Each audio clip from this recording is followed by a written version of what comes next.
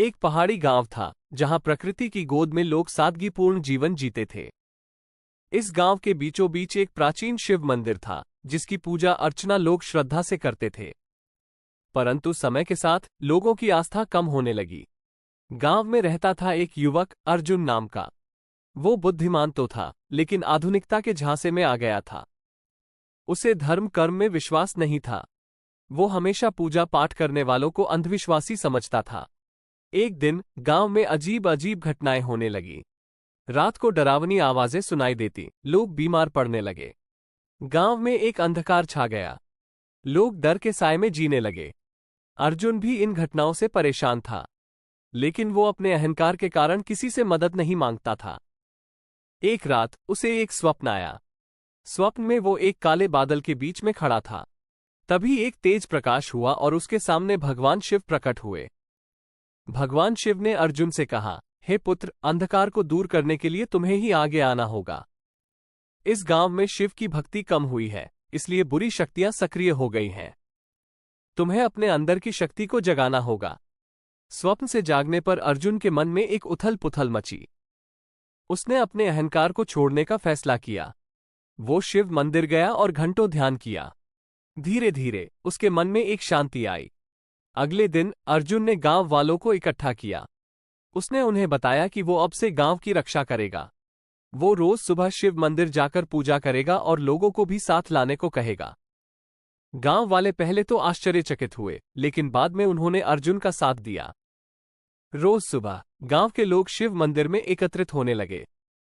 धीरे धीरे गांव में सकारात्मक ऊर्जा का संचार होने लगा। एक रात एक भीषण तूफान आया। आसमान में बिजलियां चमक रही थीं और हवा तेज गति से चल रही थी। लोग डर के मारे एक दूसरे से लिपट गए थे। तभी शिव मंदिर से एक तेज प्रकाश निकला। वो प्रकाश इतना तेज था कि पूरा गांव जगमगा उठा। तभी एक राक्षस का रूप दिखाई दिया। वो बहुत ही भयानक दिखता था। राक्षस ने गांव पर हमला कर दिया, लेकिन गांव वाले डरे नहीं। उनके मन में शिव का भजन गूंज रहा था। अर्जुन ने भी शिव का नाम लिया और राक्षस पर हमला किया। एक लंबी लड़ाई के बाद अर्जुन ने राक्षस को मार दिया। उस क्षण गांव में एक शांति छा गई। गांव में फिर से खुशहाली लौट आई थी। अर्जुन को अब गांव का रक्षक माना जाने लगा। उसकी हिम्मत और बुद्धि की लोग दाद देते थे, लेकिन अर्जुन जानता था कि ये सब शिव की कृपा से ही संभव हुआ है। कुछ दिनों बाद अर्जुन को एक अजीब सा सपना आया।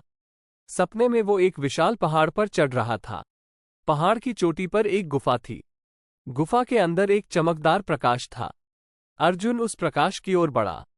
जैसे ही वो प्रकाश के पास पहुंचा, एक आवाज सुनाई दी, हे अर्जुन, तुम्हारी परीक्षा अभी खत्म नहीं हुई है। इस पहाड़ के अंदर एक राक्षस सो रहा है जो बहुत शक्तिशाली है। उसे जगाने की कोशिश मत करना, लेकिन अगर वो जाग गया तो तुम्हें ही उसे सोना होगा। अर्जुन डर गया, लेकिन साथ ही एक चुनौती भी महसूस की। उसने मन ही मन ठान लिया कि वो इस चुनौती का सामना करेगा। अगले दिन अर्जुन कुछ चुनिंदा साथियों को लेकर पहाड़ पर गया। पहाड़ चढ़ना आसान नहीं था, लेकिन अर्जुन के मन में एक दृढ़ निश्चय था। काफी मेहनत के बाद वो गुफा तक पहुंचे। गुफा के अंदर का दृश्य देखकर अर्जुन दंग रह गया। एक विशालकाय सांप, जिसकी आंखें लाल रंग की चमक रही थी, गुफा के बीच में सो रहा था। अर्जुन ने सावधानीपूर्वक आगे बढ़ा और सांप को जगाने की कोशिश की। तभी सांप की आंखें खुल गईं। वो गुस्से से दहाड़ने लगा। अर्जुन और उसके साथी डर गए। सांप ने उन पर हमला कर दिया। एक भीषण युद्ध शुरू हो गया। अर्जुन ने शिव का नाम लिया और सांप से लड़ने लगा। उसके साथी भी उसकी मदद कर रहे थे। लड़ाई काफी देर तक चली। अंत में अर्जुन ने अपनी तलवार से सांप के सिर पर वार किया। सांप तड़पते हुए मर गया। सांप के मरने के साथ ही गुफा से एक तेज रोशनी निकली। वो रोशनी इतनी तेज थी कि अर्जुन और उसके साथियों की आंखें चकाचौंध हो गईं। जब उनकी आंखें खुली तो वो पाया कि वो गुफा से बाहर है। गांव लौटकर अर्जुन ने लोगों को बताया कि क्या हुआ था। लोग उसकी बहादुरी से और भी अधिक प्रभावित हुए। अर्जुन के नेतृत्व में गांव और भी मजबूत हुआ। गांव में खुशहाली छा गई थी। अर्जुन को अब पूरे इलाके में जाना जाने लगा। उसकी साहस और बुद्धि की लोग दाद देते थे, लेकिन अर्जुन जानता था कि ये सब शिव की कृपा से ही संभव हुआ है। कुछ समय बीतने के बाद अर्जुन को फिर से एक स्वप्न आया। इस बार स्वप्न में वो एक विशाल समुद्र के किनारे खड़ा था। समुद्र के बीचों बीच एक द्वीप दिखाई दिया जिस पर एक चमकदार प्रकाश था। अर्जुन को लगा कि यह कोई साधारण स्वप्न नहीं है। उसने मन बना लिया कि वो उस द्वीप तक जाएगा। उसने कुछ विश्वासपात्र साथियों को साथ लिया और समुद्र की यात्रा पर निकल पड़ा। कई दिनों की मेहनत के बाद वो द्वीप पर पहुंचे। द्वीप पर एक विशाल मंदिर था। मंदिर के अंदर एक शिवलिंग था जिससे अद्भुत प्रकाश निकल रहा था।